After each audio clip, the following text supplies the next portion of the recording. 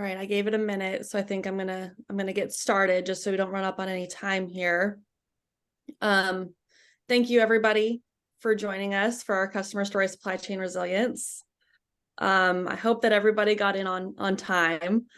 With the pandemic, we saw unprecedented disruption to supply chains globally. So that's kind of why we started this whole thing. Everything from raw materials and sourcing to logistics and order fulfillment, the status quo was completely eradicated. Now supply chain resilience is ever relevant as financial and macroeconomic headwinds continue. So we decided to put this together with two of our clients and Anaplan clients and give you guys the opportunity to join this fireside chat. We want it to be very collaborative. So if you have any questions, please feel free to put it in the chat and we can address those towards the end of the conversation. I'm going to let everybody sort of introduce themselves. I'm Tori, the marketing manager, and I'll be helping moderate. And then I'm going to start with Ashley. Would you mind introducing yourself? Yeah, my name is Ashley Hayes. I'm the Director of Sales and Inventory Planning at Rawlings Sporting Goods. And then I'll pass over to Elaine. Okay, and I'm Elaine Barnes. I'm the Director of Demand Planning and Inventory Management at Twin Star Home.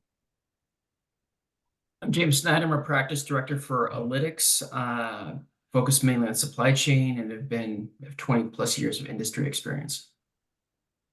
Hello, everybody. Rola Lasco, practice director for Allitix, focusing on retail CPG with a passion for fostering innovation and motivating teams to deliver remarkable results together. We're so happy to be here. Hand it over to Tori, and we can kick this off. Oh, you're on mute. Sorry, guys. Thank you everybody for joining us. Thank you, Elaine and Ashley. We're really interested in hearing what you have to say. Let's get these questions started. And again, feel free to put anything in the chat. Yeah. So yeah, just to reiterate, we'll reserve 15 minutes at the end for Q&A. So again, if you have any questions, feel free to insert them in the chat. But I just want to start off right now, just to kind of like at the front end of supply chain resiliency is really to think about like how do we get a clean demand signal? How do we take the demand that we're getting, making sure that we're validating it, and getting a deeper analysis of what's driving demand and how we can evolve that and plan accordingly. So I just wanted to kind of start with kind of Elaine and just say kind of what challenges are you facing in kind of like having a clean demand signal, understanding where it's coming from and using it as a basis for forecasting. Thanks, James. A lot of issues with having a clean demand because of what's been happening with the supply chain over the last couple of years. There are a lot of impacts to our historical demand, which is a key barometer of what we're using in our forecasting and in our inventory management. We have had, because of the supply chain disruption, there were a lot of lost sales. So there were opportunities where you could have had some good sales and you lost some. So evaluating those, being able to modify for those so that they are part of your future forecast as this business has rebounded. And we use Anaplan to do that, to modify for what we target as lost sales. Then another problem with the supply chain disruption is that many of us have overstocks because of the all of a sudden the COVID boom ended. And as we all know, there's a lot of discounting out there in the world. So we've got a lot of demand being driven by discounting, which would not go forward in the future. So it's managing for those extra sales we're getting from unusual discounts we may be doing to modify our, to regulate our inventory. So we've got two sides of that historical that we're managing, trying to do that within Anaplan, but it's an inexact science. It's very difficult, so we get our future forecasts right.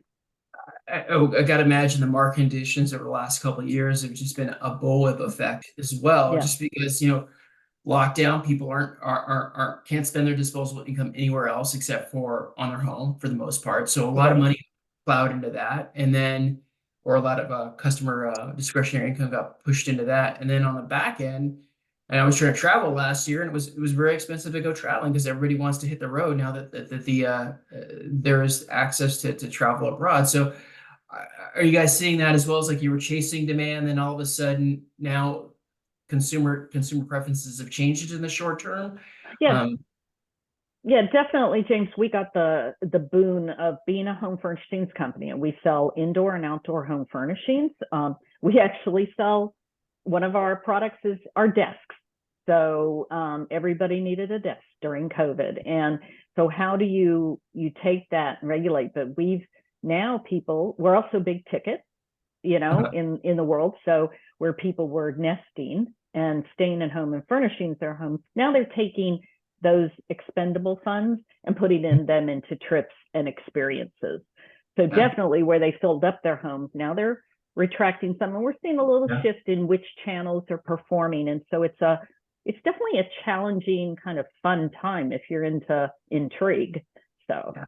And I gotta imagine at some point in the future, it's been swinging up, it's been swinging down, it's gonna kind of get to what the new normal is, hopefully. We hope that, yeah. We hope it'll get to that new normal, within the next, 12 to 15, 18 months. So. And actually, I'm assuming, in the sports world, you're kind of seeing the same thing. I mean, there's sporting goods, I mean, outside activities, but also just, in general, I mean, demand signals and how you're having to work through that, based on shifting marketing conditions and the like. Could you tell us a little bit about that? Yeah, we probably haven't had as big a swing as Elaine has seen, just because people have been playing baseball. We had definitely some upticks during COVID, but then at the other side of it, people weren't playing just because of social distancing. So it kind of leveled itself out. But our biggest swing was trying to get inventory in. And when inventory did arrive, it threw off our seasonality immensely. So when we have a pretty strong seasonal business, I think historically every month is about the same. It might all be bigger, but from a percent to total months to month, it is usually the same. And we had the biggest Q4 ever when we finally got inventory in. So now we have delayed inventory, season gets in, our customers have a lot more inventory than they were anticipating. So we're on the other swing of that, where our customers are sitting heavy and we're trying to manage our inventory through that. So from a sales perspective, it's been pretty consistent from like a POS standpoint. From our perspective, when our inventory came in and when it went out, has kind of been throwing off our demand signals. So we're trying to re-level set that. We think this year we got close, but next year should really be, I think, really back to our new normal, or not back to, I guess, our new normal, of figuring out what that looks like, of how customers are going to go into peak season, as now is the beginning of that ramp up for us. So it's essentially almost two different stories. Like on the lane side, there was the customer sentiment was driving a lot of changes in demand, as well as product delays that were felt within the supply chain. But it sounds like from your experience, it's, hey, things landed later. And as a result, we're having to make sure that we unwind that out of our data when we think about our future forecasting. Yeah, I mean, millions came in, Q3, Q4 that should not have been there, that we had to, kind of readdress as we went through this year. Yeah, so, I guess winter baseball is not really a thing. Yeah. And when you see that, when, historical sales and demand is not indicative of future demand, which is sort of the baseline of what we do, collaboration kind of becomes critical. And so as you saw that evolution, what are some ways in which collaboration evolved, either with your internal or external suppliers, perhaps, to help bridge or create transparency and bridge some of those assumption gaps? Yeah, I think not one perk, there was a few, but one of the biggest perks for COVID for us was silos got smashed. So prior to that, I think we were a pretty siloed company, and that has really fallen apart. And that was a lot of this, was we came out the other side and we're like, what do we do? Like, what do our customers need? And that actually broke down how we used to have our demand team set up by product line. And now our demand team forecast by customer or by key customers. And that, I think, has been game changing. That relationship between not only our demand planner and our sales lead, but also the customer, is way closer than it's ever been before. And that was exactly this problem, was we were like, we don't know what to do. You know, we got in 22, we had millions and millions of inventory and sales late. And our customer, we were like, what are you going to do next year? You know, and our customers didn't know either, but like kind of staying really close with that. There was a lot of changes that came as the customer was like, oh, you know what? I think maybe I'm going to need it a little bit later, but still earlier than historical. You know, there's been a lot of back and forth and learning, but the silo coming down is really what has benefited that collaboration, bar none, more than anything else. So just an interesting follow-up question there. I mean, like now that you're, working closer with your customers at a demand planning level, how does that information kind of feed back into the center when you get all your demand planners together to look at the kind of the consensus forecast of, hey, I see this is the information we're getting from customer A, customer B, and customer C, or by segments or by channels. How is that information kind of being rationalized at an aggregate level? Yeah, the beauty and the plug for Anaplan here is our ability to do that now is a million times easier than it was. The system we had was an old .txt file that was an overnight update. Heaven forbid it crashed, right? Like there's a million problems. But now the team can go in and they're making changes and we can see that, and on the fly we can go.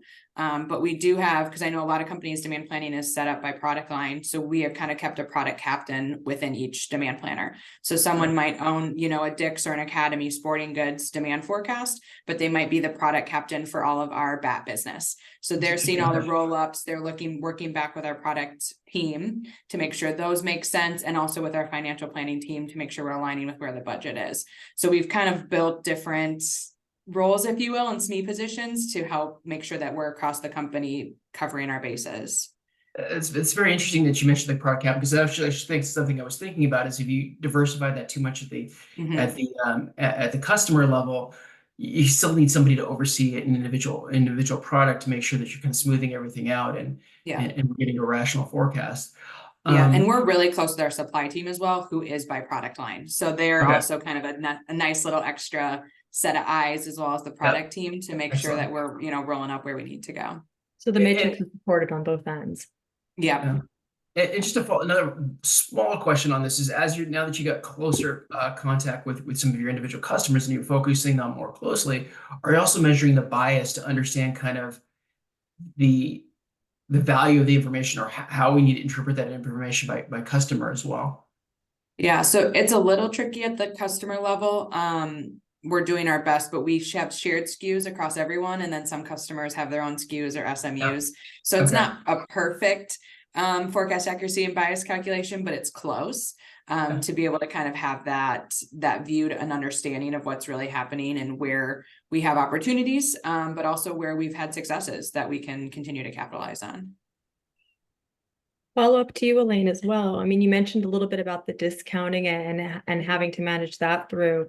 Are you seeing that collaboration increase to understand that dollarization of that forecast to better align to Ashley's point earlier around budgeting assumptions? Totally. And I think she said it well with, that it's broken down some of the silos, because we've got to be more prudent about what we're doing. We're dealing with a bottoms up environment. We have always done our forecasts by customer.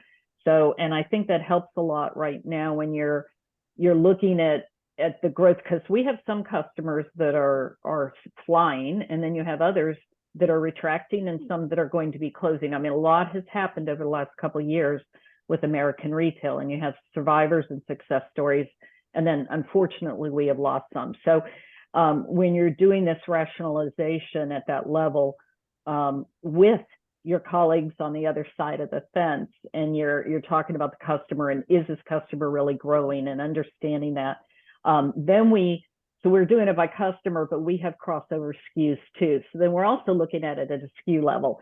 So, okay, all these little pieces at this lower level, okay, now they're all adding up to this much for the SKU. Does this make sense? So we're doing our checks and balances. And then of course the macro level too, so that we're in line with where we think the company is going at the top line. But it's made a big difference to have the cooperation with our sales colleagues, our product colleagues, to better understand what we're doing as well. It makes our jobs a little easier. Yeah, the bottoms up, tops down reconciliation allows for a cleaner consensus process, better signal. And with everything changing all at once, it seemed there was a big shift in how customers were behaving, and we saw obviously a huge shift from offline to online purchases with market penetration for e-com increasing. Elaine, in your world, with less a shift necessarily to e-com, but a shift nonetheless within channels, how have you shifted your perspective to better support the shift in channel or fulfillment strategies? Well, and it's interesting with, as a furniture wholesaler, during COVID, when they were nesting, the growth in the dropship business, dropship customers, huge. People couldn't go anywhere. So whereas they may have been hesitant to buy furniture online before, that was their only avenue to buy it. So saw extreme growth. And of course, some of the brick and mortar retracting because we do sell mom and pop furniture stores, regional furniture chains, big boxes as well. So, some of that was retracting. So it's now that we're post-COVID, we're seeing some of that shift back.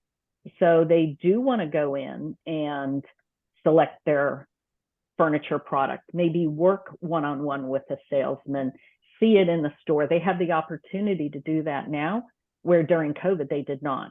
So we are seeing some shift, even though we know e-com as a whole is growing. It's the recovery of the brick and mortar businesses that is offsetting some of that. So we're seeing some switch in some of the channels. Ashley, I imagine similar in your world, there's been some changes in how the customer is interacting with the portfolio, and how have you managed to stay relevant? Yeah, there's a few things very similar to what Elaine said, but the other side of it is we're probably the opposite of a lot of retailers and have gotten more into brick and mortar and have a relationship with a elite batting cage company called D-Bats. And they own 120, 150 locations, and we're now running their pro shop. So most people are, trying to minimize brick and mortar footprint, and we're getting behind it and adding inventory in these pro shops because we're getting elite players that are walking in the door and either able to test our product, or they forgot their batting gloves and need to pick one up, or saw someone hitting a great new bat and they're like, wow, that bat's like, the kids would say hitting bombs. So they're, trying to go get that bat. So we have that side of it, which has been a really interesting omni-channel approach for us that we're owning. So that's new to our business. But the other side of it is we have, there's one Instagram influencer who ranks bats, and he hits them and he gives them a rating, and that is driving an insane amount of units and business to whatever bat is the hot number one bat that's out there. And that's really probably been the bigger driver, is not just our .com business, but what this one influencer is doing to the market. And we've had bats. I mean, we had a bat that had been out there selling a pretty small amount of units, and it literally was 1,000 times bigger than what we had previously been selling once he rated it and ranked it. So that has been a bigger change for us, is trying to manage what he's doing. He doesn't work for any company, so we just send him a bat and we hope he reviews it and likes it, right? That's your risk with influencers, is you can send him a bat and he could hate it just as much as he could love it. And we're kind of playing that game, and we're trying to stay on top of it. But if we have a bat that we think, based on all the metrics, is going to be the hottest bat out there, we're getting behind it, but hesitantly getting behind it until we see what this influencer is going to do and what he's going to say. And as soon as that hits, we're off and we're changing forecasts immediately and we're rolling. Because that has been, we have 2 bats now that are just insane units we've never seen before based on his ratings. And that's really the bigger driver for us, is less omni-channel, more, Instagram and social media, which is crazy to think about. It's interesting because I think there's been a shift, and there's been some talk in various retail circles, like how can we make our experiences more, or how can we pair our products with experiences? When I was at Levi Strauss, they were really looking at concerts and things like that, and how to become a influencer in culture. But this convergence of I'm at these batting shops, I have this partnership, people can use my product. It's not for people to show up at those locations. It's not a it's an experience first. Mhm. Product's also there and in a position to convert the Correct. sales as well. Yeah. I think that's been also been a very difficult channel to forecast. Paired Yeah. on with the influencers as well. Yeah, it's really, I mean, this company is completely different from where it was 5 years ago because of what kind of happened there. So it's, you have parents that are paying $400 or $500 for a bat sometimes, but it's driven off of a 14-year-old kid who saw his friend hit 3 home runs or heard the Instagram influencer say this is the #1 bat for this and this reason. And that's not where the market used to be. So it's definitely a very different world from a forecasting standpoint. We used to be pretty consistent. I think Elaine said it earlier, like history used to kind of drive where you were. You'd maybe have something that you thought was a little better. And now, we're kind of feels like we're up and down all over the place, but it keeps it interesting. So that's always exciting. And I think that kind of gets into, like Ashley said, there's new things coming in that are driving our demand. And that's where it's very critical that there's exception reporting, fast information about forecast variances, because it might take you a while to figure out why you all of a sudden sold, 1,000 yesterday rather than the 200 you were forecasting, and what caused that. It might take you a while to dig in and find the root cause of that, but the acknowledgement of it and knowing that happened yesterday, today, becomes extremely important as we go forward, because again, money's tight. You don't want to spend money where you don't need it. Is it a one-time blip, or is this going to be going on, and is it going to last for 3 months, 6 months, 12 months? So And it's the getting- ability, Right. yeah, no, just the ability to identify that there's an exception becomes at your Mhm. fingertips. So the time is then spent, to your point, the root cause and understanding, why did this exception happen? How do I course correct going forward? That's brilliant. Yeah, that's great. Sorry, James, go ahead. No, I was basically going to say the exact same thing. So, just the idea, like being able to, again, get that information, act quickly. Basically, I'm just going to repeat everything Rolla said because she's much smarter and faster than I am. So, anyway, so I just want to just kind of pivot a little bit, talk about pricing. So how have you kind of rethought your pricing just based upon different costing strategies that have kind of come out over the last couple of years? Maybe some of it's impacted by sourcing or market conditions. Like, how have you kind of like pulled the levers on margin, and what tools have you maybe deployed to like do better margin analysis on your products, your portfolio? Yeah, that's probably been the trickiest.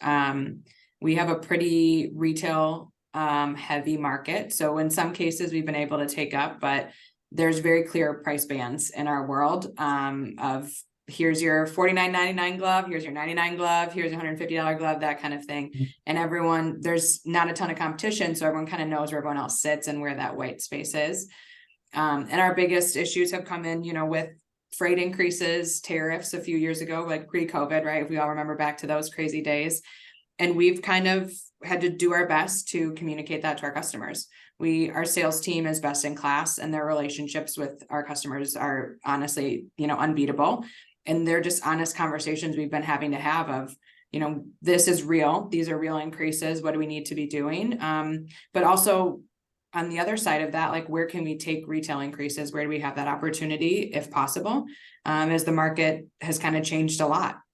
So that it's been a tricky conversation, but where we've been successful in those pricing conversations is really just in our relationships with our customers and being able to mix things out. And maybe in some cases we're underpriced compared to our competition, and we have an opportunity to take retail up, and we can take cost up one place and retail up somewhere else. And we're really managing the mix across thousands of SKUs, and every customer is a little bit different, and that's how we're trying to kind of even it out as best as possible. I would like to think that the macroeconomic conditions around inflation also, I mean, on the supply side of like my inputs, the cost of inputs in production are going up. And usually that takes some time to work its way through to the customer side to say, how much more is the customer willing to pay? Yeah. So are those conversations that you're having internally, or I'll ask the same question to Elaine as well as a kind of a follow-up. But I think they're guess more thinking so about that. happening as it happens in real life. It's difficult, but the other side of that is the world of baseball is becoming more and more elite as we go. And that's higher end product, which also helps some of that also. So like we as a company have kind of mixed out as we have a new glove called the Rev 1X, which is the coolest glove, lightest glove out there. Francisco Lindor models it constantly for us. But some of these newer high technology products we're able to get better margin on in some cases, which is helping as the customers moving up that those price breaks. So we're able to kind of make sure that our lower end product is protected for those families that don't have thousands and thousands of dollars to be spending on their kid playing baseball, but also offering those other families that have the opportunity and the ability to buy higher end product to kind of offset as well. That good, better, best strategy seems to be Yes. protecting you on the high end and allowing the customers to still get in and be part of the brand on the good side. Yeah. Yeah, we had with thinking about the freight impact, being a furniture company, I'm just thinking about, you're talking about $500 bats, Ashley. We have big pieces of furniture that are, $500. So when you put the equation of the freight component onto that on what it costs per unit to bring it in, is an issue, because we have things where there are 50 units on a container. Yeah. We have some things, a bestseller. I can't even fathom that. Yeah. So, and like a bestseller is 350 units on a container. And then, we do have things that are, a couple thousand that might be smaller, but nothing like a bat or a baseball glove.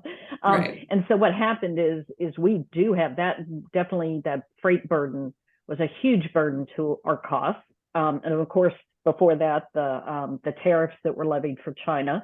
But we have that high freight burden. So our teams are needing to take some of that. It might be sitting in our warehouses with that high freight burden, but we've got to look to the future and say, okay, what are we paying now for this product to replace that product? What are we paying? What is the new freight cost that it's going to be, so that we give a fair price to the consumer on this item, not only from, you don't retail things based on the cost, you retail based on the value, but still the cost is part of that. And so there are some things that look artificially like we're not making so much money, but it's because we're looking for the future.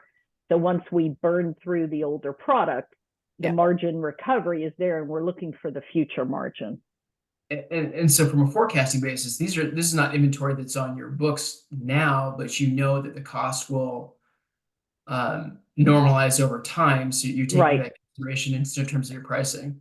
Exactly, because we got to price it that way so that we know what is the fair, because some things were definitely overpriced because of the freight burden you've experienced in a furniture in a bulk industry. Some things became overpriced, and that's squelching some of that demand. So we've got to get things priced to be the right value out there in today's world. And maybe I have to burn through 100 or so units with a very low margin, but I know the incoming product, we know it will sell well when we normalize that price. And we've got to think for that. So it's a success story at the new normal, not the old burden normal. That's I can imagine, especially with huge swings in freight cost on large cubed items. It's huge. Yeah. Huge. Think outdoor furniture, big modular. Oh yeah, no. When she's thinking those I'm thinking about bats and gloves, but big modular outdoor furniture that it is in 5 boxes or however many boxes. Yeah. So anyway. Yeah, that becomes so. And is there an internal? I don't know if this was something that was deployed in Anaplan, but is there like an internal open to buy process that looks at that? Because it's a very retail centric thing to think about. Is I have something that's overpriced today. I need to get that cash to reinvest it so I can get more margin. Are those the internal conversations that you're having with finance, or is it more kind of a formalized process within your organization? It is in the terms of what those margin expectations are, that you might be soft and it might be in certain product categories too. It might not be across the board. Some of them that weren't influenced as much or have recovered. So some there might be some different ones. So it's all has to shake out, but we do have to know that from a financial process going forward on on what we're going to make on our products, regardless, because again, if you set on it and you paid whatever to get it in, that is what you paid, even though it's already sunk cost. So part of that is the ability to be able to sort of stream that scenario together and plan it through. You know, scenario planning has been that backbone to help organizations cope with the unexpected, and freight was one of those lightning bolts that came down as the unexpected. So what have you done in your planning process to help build these scenarios and connect them through the planning process? I'll start with you, Elaine, and then Ashley. Oh, okay. So the part of, it's interesting. We talk about scenarios and looking into 2024. Big part of the scenario is the election. So people make different decisions when you move into an election year. And I've been in this industry over 40 years, I hate to say, but so I've been through several elections, and you definitely see different buying patterns when you have either no incumbent running, or you have a situation where the incumbent, there's an iffy situation whether that incumbent will remain in office or not. So whenever you have that uncertainty on an election in November, people get a little nervous. They don't spend because they're afraid of what that's going to change and how that could affect their economic situation. So every election year, that's a scenario like we're thinking of right now, is how that's going to affect. Another scenario we have to include in ours is what the interest rates are on homes. So interest rates on homes affect what we do. So a lot of people moved during COVID. They're possibly now in homes that are not, maybe the resale value isn't what they paid for it back in 2020, 21. But as long as their interest rates, people need to move to want to buy furniture. So that's like a scenario we're thinking of is, I'm thinking about interest rates and housing starts. I'm thinking about the election. So all these are going into, again, we're working on the bottom line growth. And I love it that one of the things that I do like with Anaplan is the ability for it to give some of that forecasting to us, but then we still reconcile it and say, does this look real? Does that look real? Yeah, we pick and choose which scenario you're going to promote. Yeah, our biggest is probably less on that, more on the like Amazon and omni-channel world, where we just don't know how big is big. So that's where our scenario planning has probably been the most beneficial, is as we're learning these worlds. And as big as Amazon is, they're very difficult to forecast, and they don't offer a ton of information to help. So, and they carry our entire catalog. So they have, 8,000 SKUs that we're trying to manage with them. And so with them, a lot of it is, hey, we think this is the ceiling. This is probably then the middle number is the realistic number, and the bottom's number is like, well, what if XYZ happens? And that's kind of how we've been, navigating that world is, where are we at? And we work really closely with finance on that top number of, hey, this is could be X number of dollars in excess inventory. This is for sure how much inventory we'd have to bring in to cover it. Let's hold hands and make sure we're all aligned, is kind of where that conversation is from that standpoint. Cause it's tricky, and we've grown tenfold with Amazon. Like we've had a, incredible experience with them, but we really don't know that ceiling yet.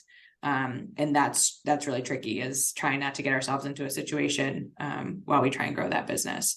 So scenario planning is definitely a huge one for us. And then we have, to your point, weird things happen. Weather is a huge factor in baseball and when we start playing. So we think the season peak will be, late March. But if we have a cold winter, like everyone's recommending, that all of a sudden moves into April and everyone starts later, and that affects a lot of things. And that's where, as we're pretty new to Anaplan, this will be our first season fully up and running with it. That's going to be a help to us, is if we start to see those, hey, games are getting canceled, we're not sure. We really judge California as they kick off usually the earliest in the season. So if things are happening in California, it generally pushes the rest of the US their season later as well. So we, that'll be a huge help to us if what they say is going to happen happens. It'll be helpful as we kind of manage through that.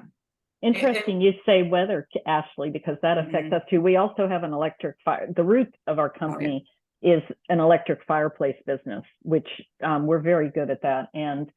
But with stoves and things, with global warming, we're watching the season because what you should be selling in the month of October. Well, if we're hearing October is warm, is all of a sudden the demand going to all come in the first 2 weeks of January, or is the demand not going to come? Or if October's strong, is that going to continue for the season? So global warming is like, and weather is it's really tough, to then for these seasonal heating products to play the game with them. And again, that gets to that whole forecast variance knowledge right away type of idea.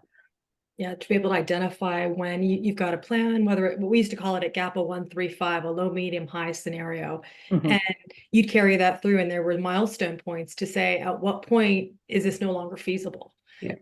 And to be able to pivot to, whatever other plan is more relevant. So yeah, that's wonderful. It looks like we are bumping up against the clock. Yes.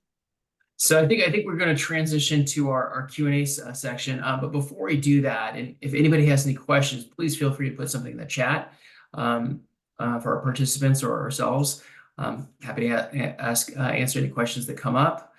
But before we do that, I just wanted to pose to Ashley and to Elaine is like, what's next for you with Anaplan? I mean, as you kind of playing with the tools now, are you looking at assortment planning? Are you looking at category planning? What are those things that you see where you can drive the most value of the kind of the next rung up in the low hanging fruit? Yeah, I can jump in. So as we went live 4 or 5 months ago, with the demand side, supply is working now. So our next big step is really getting the SIOP all into Anaplan and finalizing that. And we, on the demand side, very much took like a crawl, walk, run approach.